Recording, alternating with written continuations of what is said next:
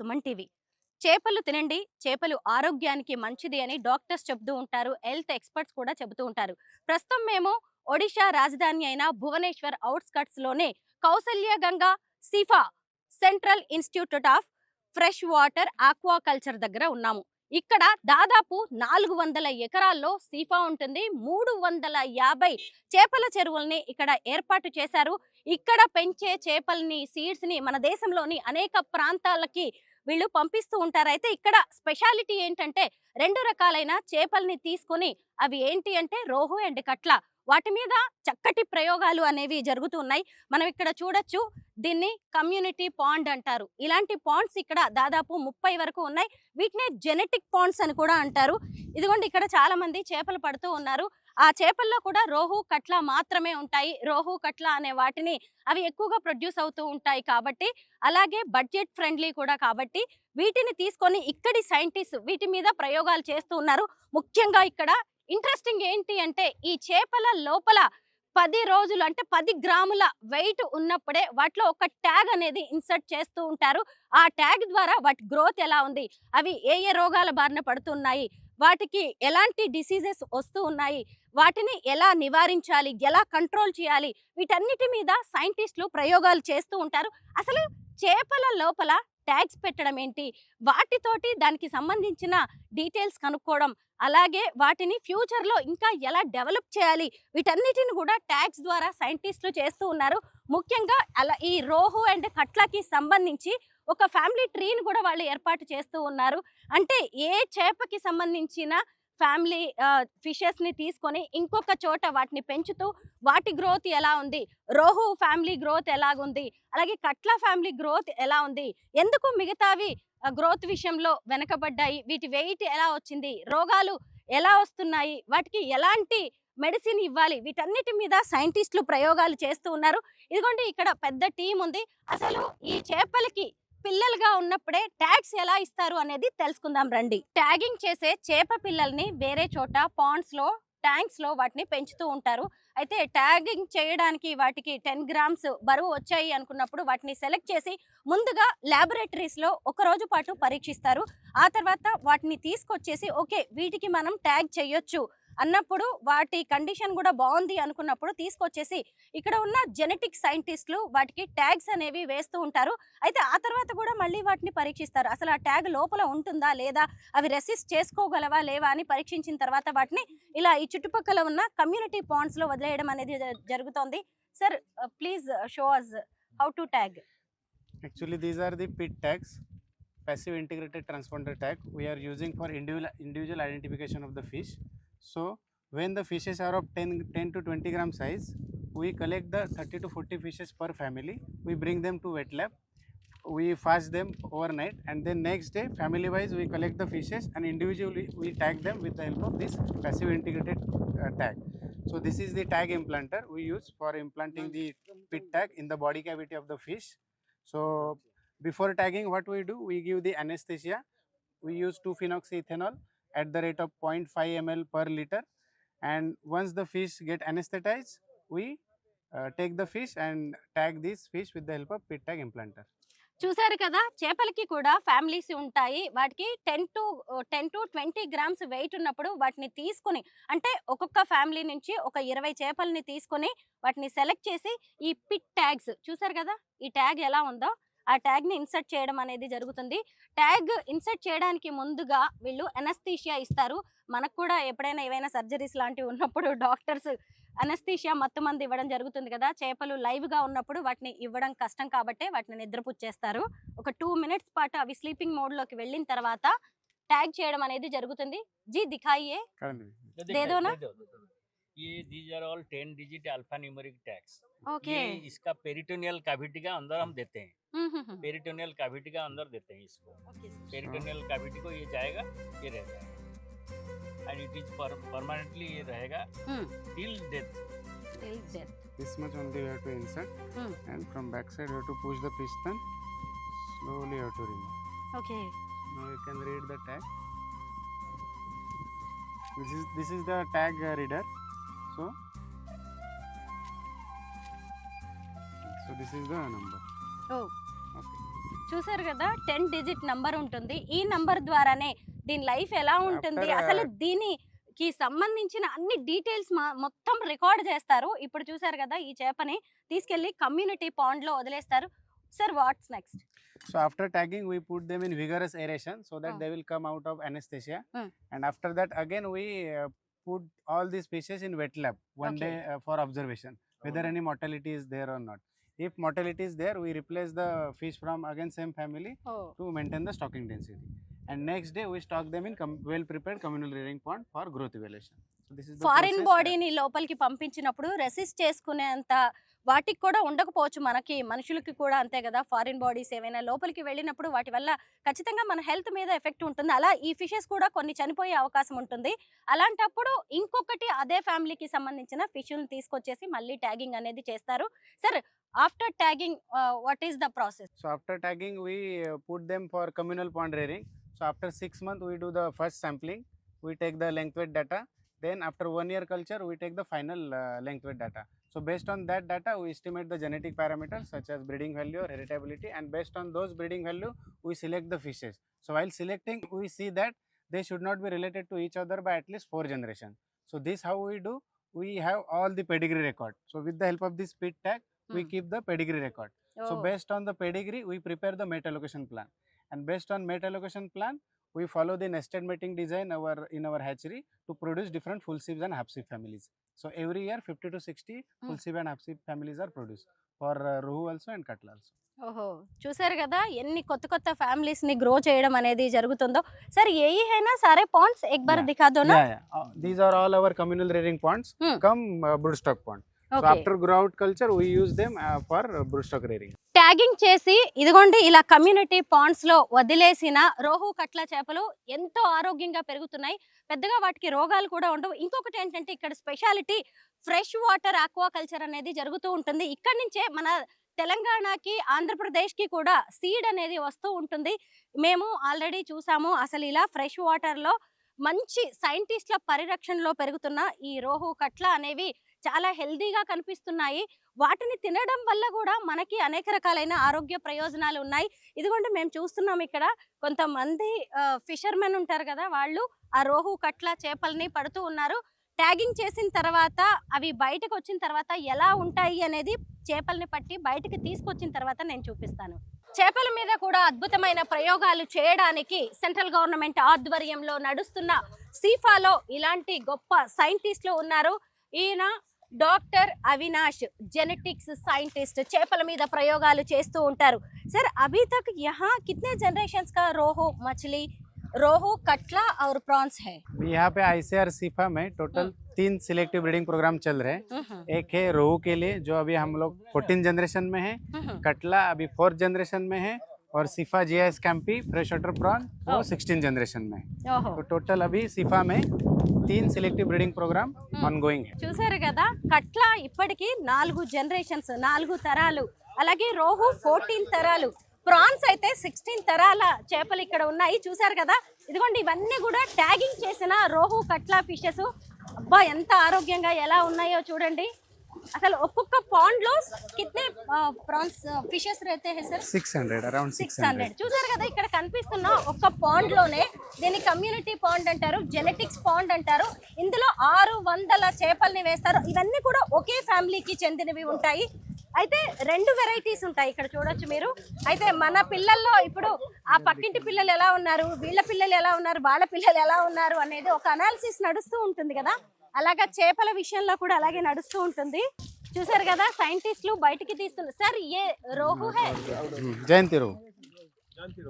జయంతి రోహు అంట. రోహులో కూడా మళ్ళీ వెరైటీస్. क्या गया सर, रिजल्ट क्या है?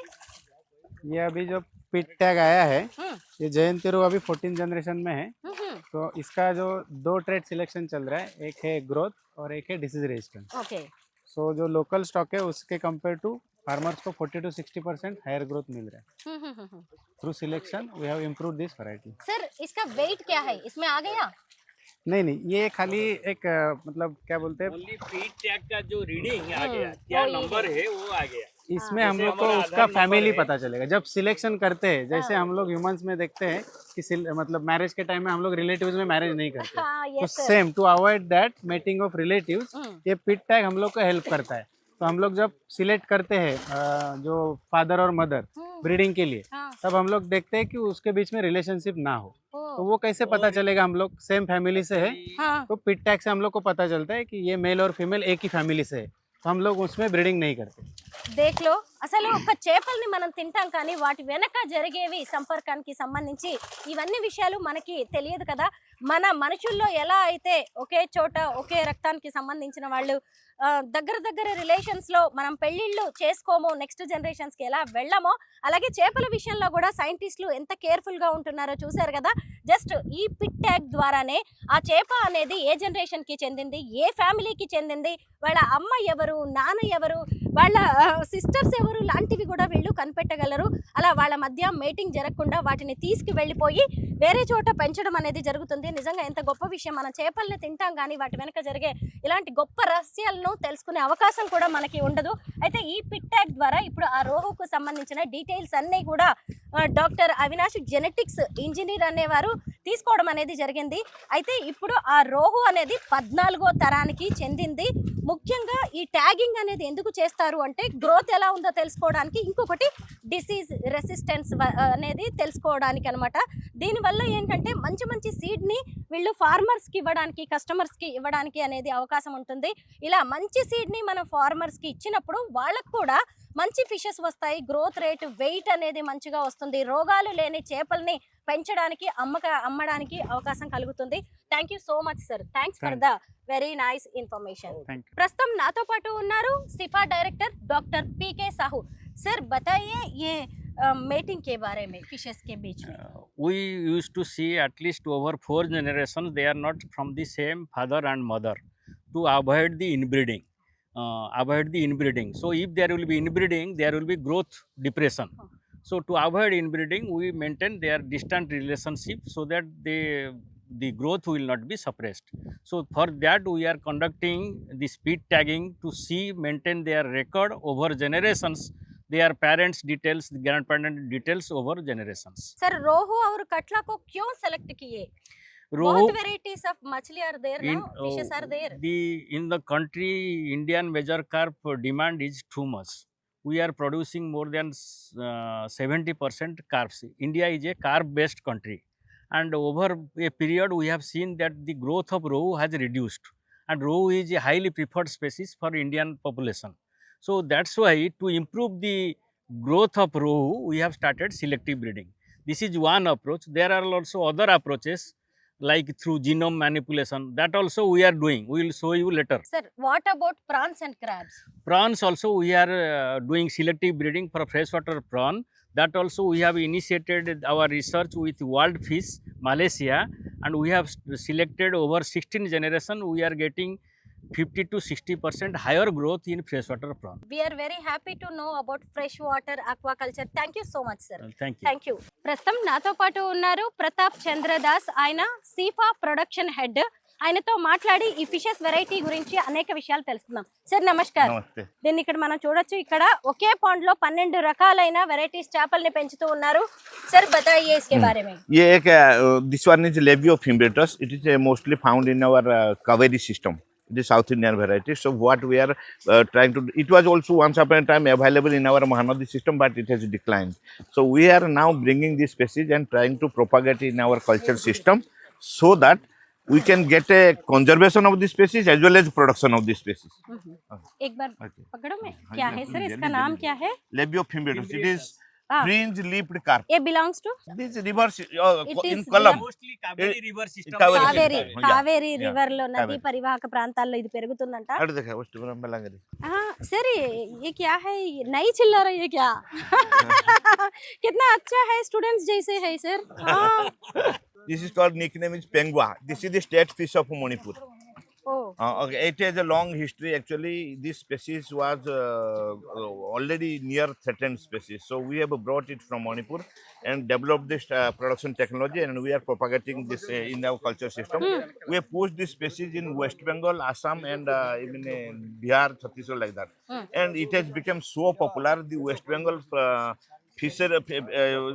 farmers, they have started producing the seed okay with our hand holding support. Sir The hatchery owners have started developing the seed, producing the seed from their local hatchery and supplying. And the farmers have इसका nicknamed cost it क्या रहते हैं sir? fresh water. This is in West Kg, Bengal. It is kg. 1 kg. It is sold at 800 rupees a kilo. 800 In Manipur, it is 1300. ఓహోహోహో ఇది మణిపూర్ రాష్ట్ర చేప పెంగ్వా దీని పేరు. ఇది చాలా పాపులర్ అంట. మనందరికీ తెలిసిందే కదా, వెస్ట్ బెంగాల్లో చేపల్ని ఎక్కువగా తింటారు, పెంచుతూ ఉంటారు. అక్కడ రైతులు కూడా ఇప్పుడు దీన్ని పెంచుతున్నారు, ఎందుకంటే ఇది చాలా లాభదాయకం. మామూలుగా వెస్ట్ బెంగాల్లో అయితే ఇది కేజీ 800 రూపాయలు ఉంటుంది. అదే మణిపూర్ లో అయితే 1000 రూపీస్ నుంచి 1300 వరకు ఉంటుంది. Calabans. చూసారా? Calabans. This is a bottom feeder. You know, you see how it is mouth is. Its mouth is protruded towards bottom, so it browse from the bottom. Okay okay It's a slow growing fish, but it's a bottom dweller, very tasty. Slow growing, that's why it is very tasty. Okay, and it almost fetches 20 to 30% higher price as compared to our rohu katla.